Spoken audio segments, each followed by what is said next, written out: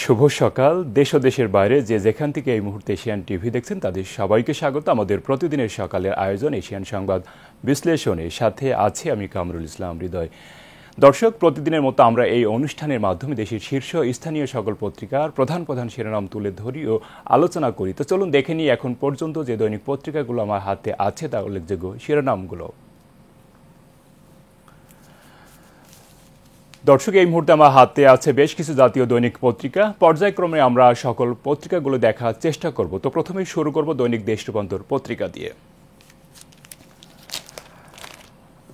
আমরা দেখতে পাচ্ছি পত্রিকাটি বড় করে খালেদা জিয়ার দেশে ফিরে আসাকে গুরুত্ব দিয়ে পত্রিকাটি বড় করে যে প্রধান শিরোনামটি করেছে খালেদা জিয়ার রাজস্বিক প্রত্যাবর্তন, এবং একটি ছবি পত্রিকাটি ছাপিয়েছে যেখানে দেখা যাচ্ছে বিমানবন্দর থেকে গুলশানের বাসভবন ফিরোজায় ফিরে গাড়ি থেকে হেঁটে বাসায় প্রবেশ করেন, এমন একটি ছবিও পত্রিকাটি ছাপিয়েছে।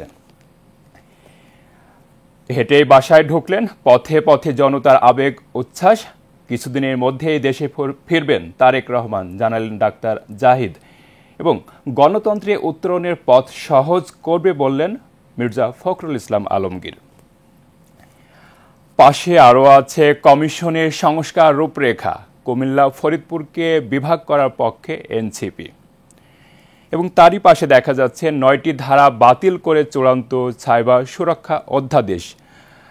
উপদেষ্টা পরিষদের বৈঠকে এমনই একটি সিদ্ধান্ত হয়েছে। এই আইন আগের করা এবং যত মামলা আছে সেগুলো আসলে একইভাবে এগুলো বাতিল হবে সেটিকে গুরুত্ব দিয়েছে পত্রিকাটি। এবং পাশাপাশি যেটি আর কি এরই ধারাবাহিকতায় যেটি লিখেছে ইন্টারনেট নাগরিক অধিকার, এবং এখানে যে অনলাইন জুয়া নিষিদ্ধ করা হয়েছে, যে 9টি ধারা বাতিল করা হয়েছে তার ভিতরে যেমন বলা হয়েছে যে ইন্টারনেট কিন্তু মানুষের মৌলিক অধিকার, এবং পাশাপাশি অনলাইনে যে জুয়া খেলা হয় সেটিকেও কিন্তু এই আইনে নিষিদ্ধ করা হয়েছে। এবং ডান পাশে আছে রাজনীতিতে তরুণদের আরও সক্রিয় হতে হবে বললেন প্রধান উপদেষ্টা। এবং শ্রমবাজার নিয়েও পত্রিকাটি শিরোনাম করেছে ইতালিতে শ্রমবাজার বৃদ্ধি ও বৈধ অভিবাসন কার্যকরে নতুন চুক্তি হয়েছে, সেটিকে গুরুত্ব দিয়ে শিরোনাম করেছে পত্রিকাটি। এবং তারই পাশে দেখা যাচ্ছে অবশেষে আলোর মুখ দেখছে রবীন্দ্র বিশ্ববিদ্যালয়। ১,৮৩৬ কোটি টাকার ৮ প্রকল্প একনিকে উঠছে আজ। ৭ বিভাগে পিএইচসি আঞ্চলিক কার্যালয় স্থাপন প্রকল্পের মেয়াদ তৃতীয়বারের মতো বাড়ছে। পত্রিকাটি নিচের দিকে আরও কিছু শিরোনাম করেছে, সেগুলো আমরা এক নজরে দেখে নিতে চাই।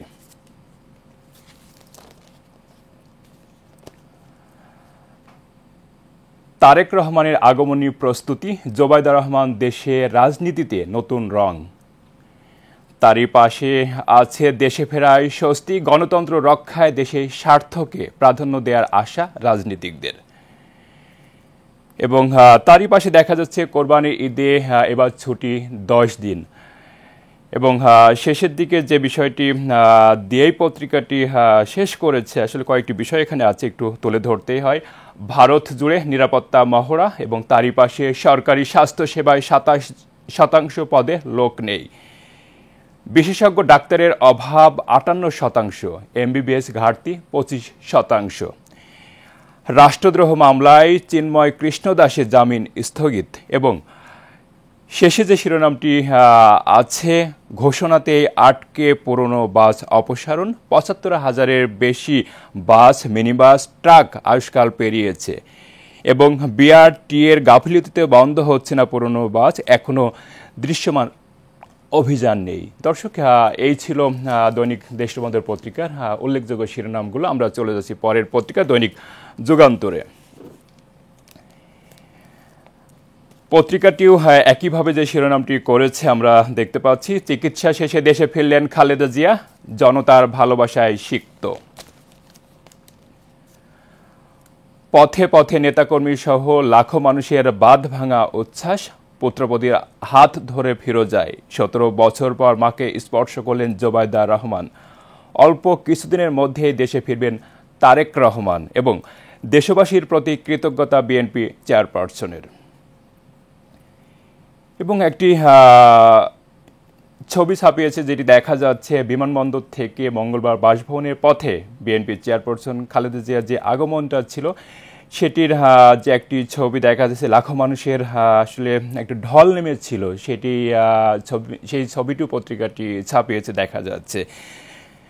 তার পাশে আছে 5 আগস্টের পতনের পর পরবর্তী রাজনীতি, হাসিনার ভুলে ফের খাদে আওয়ামী লীগ, চট করে দেশে ফিরে আসাসহ তার নানা নির্দেশনার অডিও ছড়াচ্ছেন কদিন পরপরই। দলীয় আবেগে মাঠে নেমে ঝুঁকিতে সাধারণ নেতাকর্মীরা, মার খাচ্ছেন, হচ্ছেন পাকড়াও। নিচের দিকে আরও কিছু শিরোনাম পত্রিকাটি করেছে, সেগুলো আমরা এক নজরে দেখে নিতে চাই।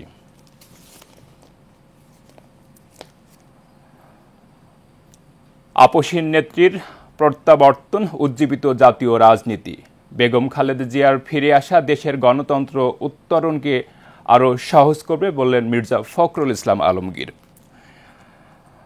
সাইবার সুরক্ষা অধ্যাদেশ আইন, আসলে গতকাল দর্শক আমরা দেখেছি যে জাতীয় যে অন্তর্বর্তী সরকার আছে এবং এই সরকারের উপদেষ্টা গতকাল কিন্তু একটি বৈঠক করেছে, যে বৈঠকে কিন্তু বিতর্কিত 9টি ধারা বাতিল ও মামলা খারিজের বিষয়ে সিদ্ধান্ত হয়েছে, যেটি সাইবার সুরক্ষা আইন ছিল অনেক আগে, এবং সেটিতে আসলে এই আইন দিয়ে কিন্তু দেশের মানুষকে একসময় কিন্তু মুখ বন্ধ করে দিয়েছিল, এবং জারি প্রেক্ষাপটে আসলে নতুন বৈঠকের মাধ্যমে এই কয়েকটি ধারা অব্যাহত রেখেছে, এবং বাকি ধারাগুলো আসলে যেগুলো নিয়ে মানুষের জনমনে প্রশ্ন ছিল, যেগুলো প্রশ্নবিদ্ধ ছিল, সেগুলোকে আসলে বাদ দিয়েই সিদ্ধান্তটি হয়েছে, এবং সেখান থেকে আর ভালো ভালো আরও কিছু ধারা এখানে সংযুক্ত হয়েছে।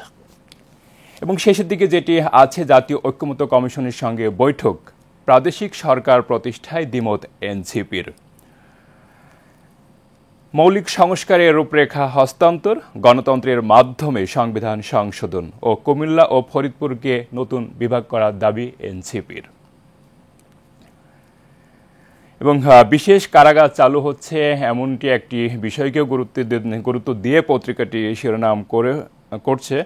প্রস্তুতি হচ্ছিল খালেদা জিয়ার জন্য, এখন আওয়ামী লীগ নেতাদের জন্য বিশেষ কারাগার চালু হচ্ছে 15ই মে থেকে। দর্শক, এই ছিল দৈনিক যুগান্তর পত্রিকার প্রধান প্রধান শিরোনামগুলো। আমরা যাচ্ছি পরের পত্রিকা দৈনিক ইত্তেফাকে। ইত্তেফাক দেশনেত্রী বেগম খালেদা জিয়া যে আসলে গতকাল ঢাকা বাংলাদেশে এসেছে, সেই বিষয়টিকে গুরুত্ব দিয়েই কিন্তু আসলে প্রধান শিরোনামটি করেছে, এবং শিরোনামটি এভাবেই করেছে, লাখো মানুষের ভালোবাসায় সিক্ত খালেদা জিয়া। এবং একই ছবি, যে ছবিটি আসলে দেখা যাচ্ছে যে তাকে আসলে স্বাগত জানাতে রাস্তায় লাখো মানুষের ঢল নেমেছিল, সে একই ছবি কিন্তু বিভিন্ন পত্রিকা ছাপিয়েছে, এবং ইত্তেফাক পত্রিকাও তার ব্যতিক্রম নয়, এবং এমন সুন্দর একটি ছবি পত্রিকাটি ছাপিয়েছে, এবং যেখানে দেখা যাচ্ছে যে বেগম খালেদা জিয়া কিন্তু হাত নাড়িয়ে সবাইকে শুভেচ্ছা জানাচ্ছে গাড়ির ভেতর থেকে, এমন একটি ছবিও পত্রিকাটি গুরুত্ব দিয়েই ছাপিয়েছে।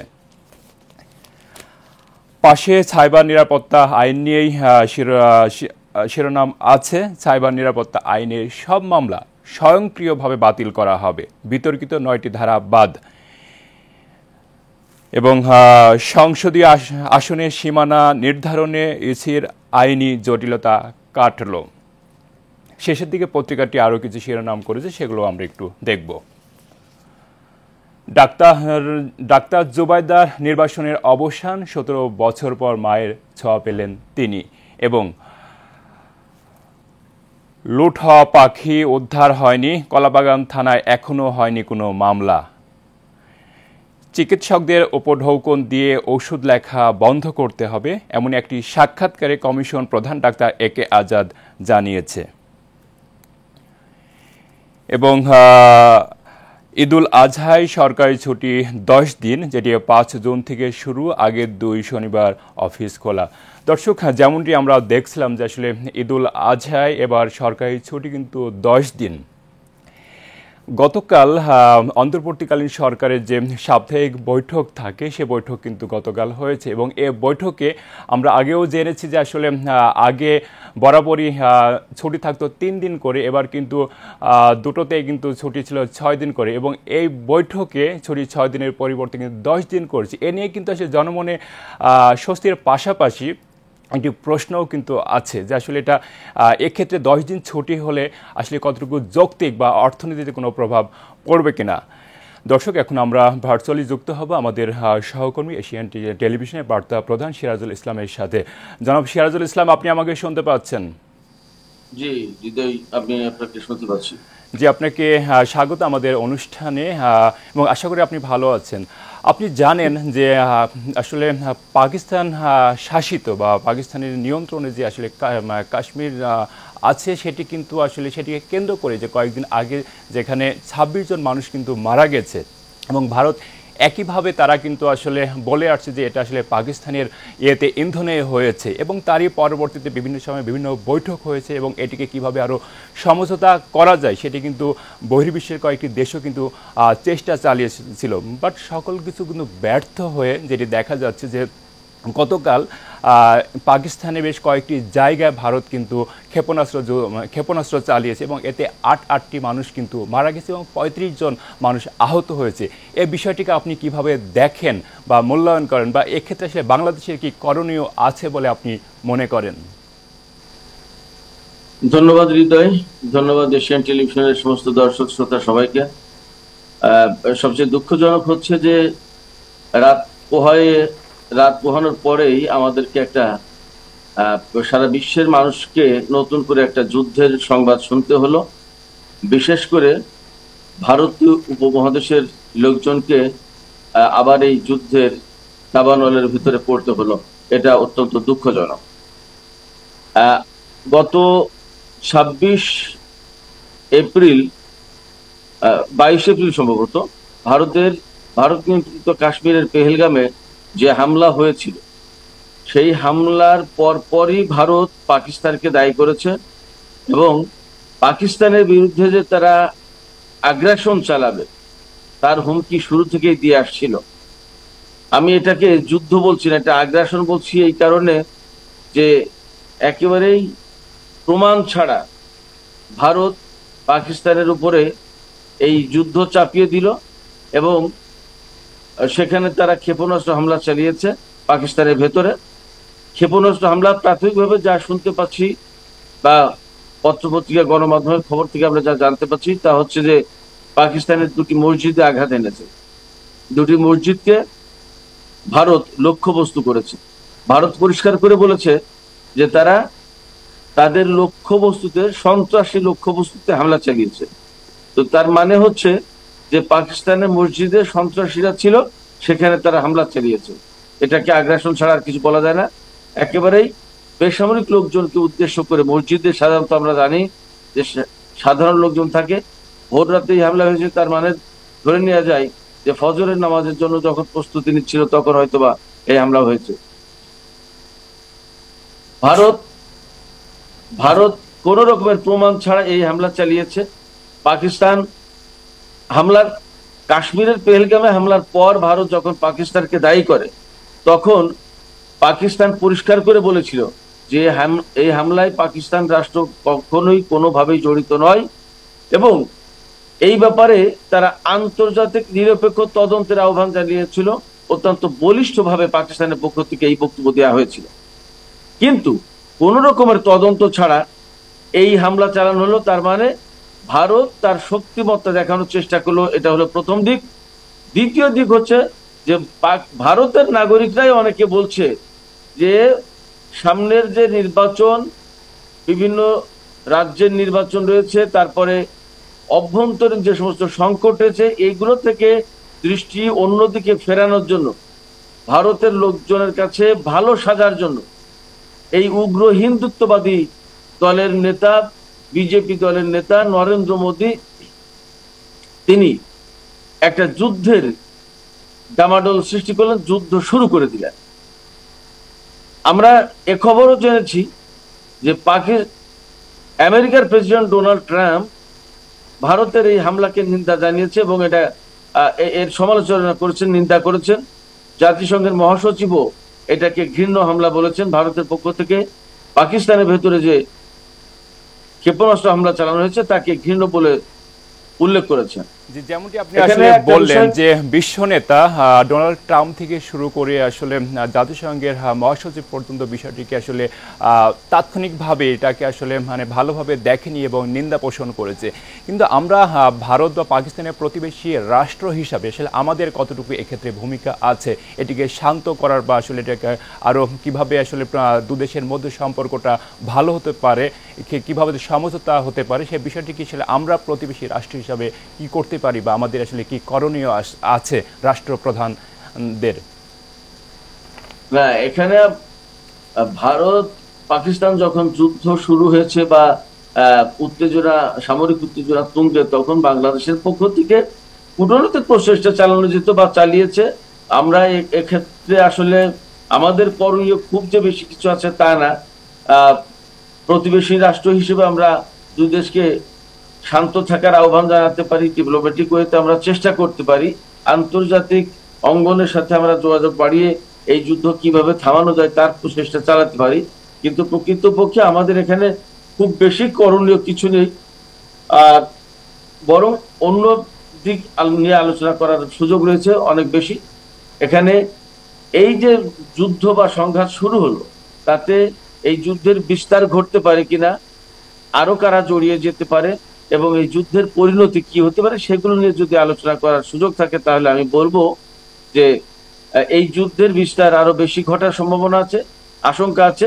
প্রথমেই বলি যে যখন ভারত এবং পাকিস্তানের ভেতরে সামরিক উত্তেজনা শুরু হয়, তখন আপনি খেয়াল করে থাকবেন যে এশিয়ান টেলিভিশন আমরা কিন্তু খুব গুরুত্ব দিয়ে এই খবর প্রচার করার চেষ্টা করেছি, এবং আমরা ভারত এবং পাকিস্তানের যেমনটি আপনি লোকজনকে যেমনটি আপনি আসলে বললেন, তো আপনার আসলে মূল্যবান মতামতের জন্য আপনাকে অনেক অনেক ধন্যবাদ।